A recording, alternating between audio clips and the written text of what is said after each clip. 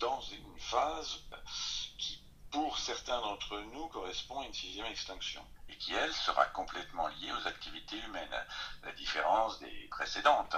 La précédente, c'est celle où nos amis les dinosaures ont disparu, etc. Si rien n'est fait pour diminuer les pressions, il est très probable que l'on rentre dans quelque chose qui sera une grande crise d'extinction. La biodiversité aujourd'hui va mal, même très mal. Les pressions qu'exercent les activités humaines sur la biodiversité passent d'abord par des pertes de population.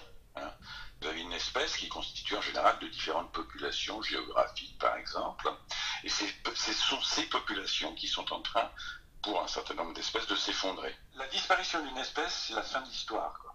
Il y a des exemples qui ont été popularisés ces derniers mois. C'est la question des oiseaux communs dans les territoires agricoles en France, par exemple. Il y a des chutes importantes de population. C'est le cas aussi des insectes volants en Allemagne, s'étaient effondrés au cours des 30 dernières années. D'où le fameux paradoxe ou exemple du pare-brise, puisque les plus âgés ont connu un temps où il fallait nettoyer des pare-brises tous les 100 ou 150 km, ce qui n'est plus le cas aujourd'hui.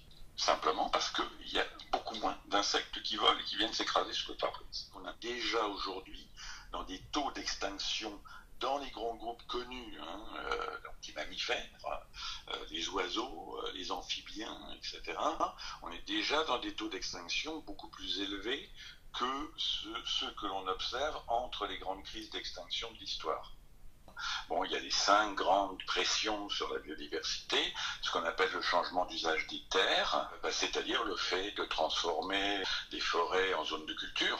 Après, vous avez la surexploitation des milieux. On va surexploiter une ressource dite renouvelable qui en fait n'est pas si renouvelable que ça. Le troisième, c'est les pollutions. Les pollutions, bien entendu, pollution chimique. Donc là, on pointe du doigt l'agriculture intensive et l'utilisation des pesticides. Et puis, la montée en puissance des polluants physiques comme les plastiques, par exemple. Après, vous avez le changement climatique. Et puis, il y a tout ce qui est justement le cas des espèces exotiques envahissantes. Ces facteurs de pression, ils ne fonctionnent pas tout seuls, ils fonctionnent très souvent en synergie. Il ne faut pas négliger le rôle de l'individu dans ses comportements quotidiens, sa façon de gérer ses déchets, dans la façon d'acheter, dans la façon de se comporter par rapport au monde animal.